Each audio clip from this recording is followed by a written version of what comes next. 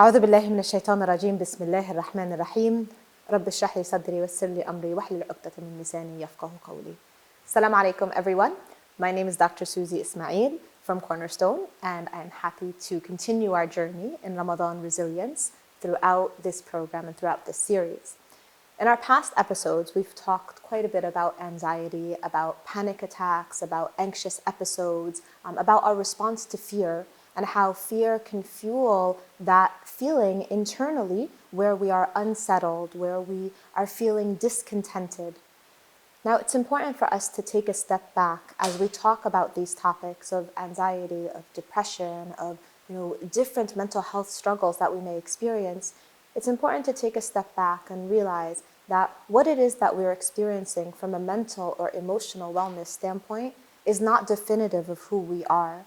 And it's important for us to destigmatize that negative stereotype that in many of our communities, in many of our cultural backgrounds, sometimes surrounds the topic of mental health. So if someone is experiencing anxiety, if someone has an anxious episode or a panic attack, it is not in any way, shape, or form indicative of weak iman. It is not in any way, shape, or form indicative of someone who is far from the deen. Because we understand that the experiences that we have in response to the tests that Allah Azza wa Jal says we will be tested with are experiences of us trying to cope. And when our mind and our body sometimes struggles with that coping strategy, we may feel and experience those mental health struggles that we've talked about. So it's important for us to also recognize that when we do have a mental health struggle, we don't need to make that part of our identity. So being able to say, I have experienced anxiety, or I have experienced, anxiousness in response to this is very different than when we say, I am anxious.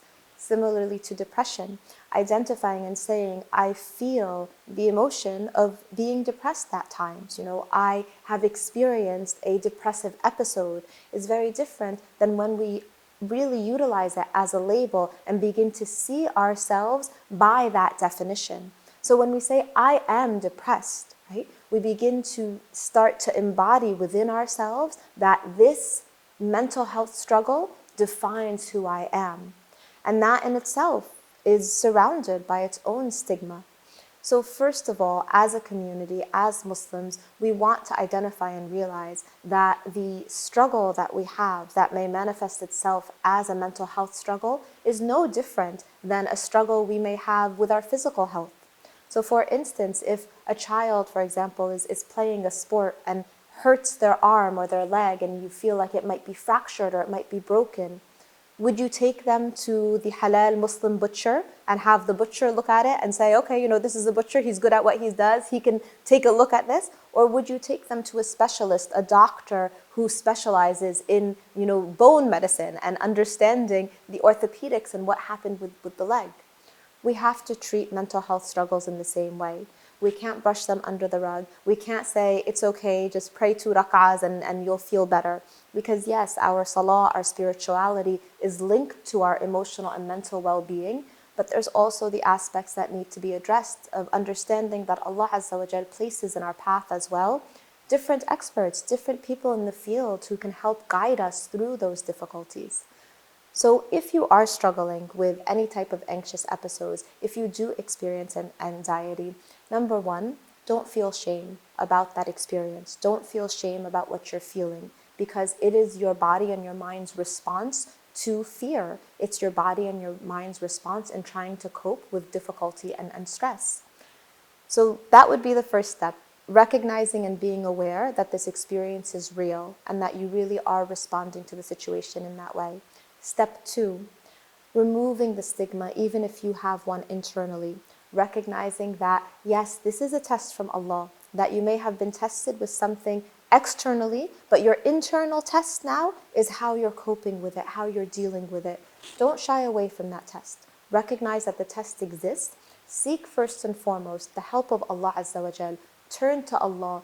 Give that shakwa to Allah, that speak to Allah in your dua, but also recognize that the answer to your dua may be in the form of a therapist, of a counselor, of a psychiatrist, of a psychologist.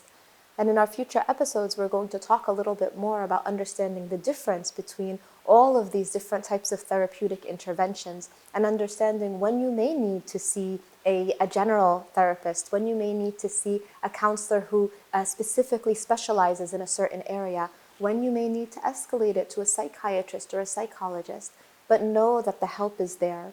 So as we take this journey together and as we better understand mental and emotional health and also the impact that our mental and emotional health has on our social and relational well-being, we also need to be aware that the mental health topic itself is something we need to talk about, we need to destigmatize, we need to be open about, we need to recognize that there are experts in the field that can help us through it, and there is no shame in that, because Allah Azza wa Jal, who gives us that affliction sometimes that we struggle through, He also gives us the remedy for that affliction. We just have to take the steps to find them.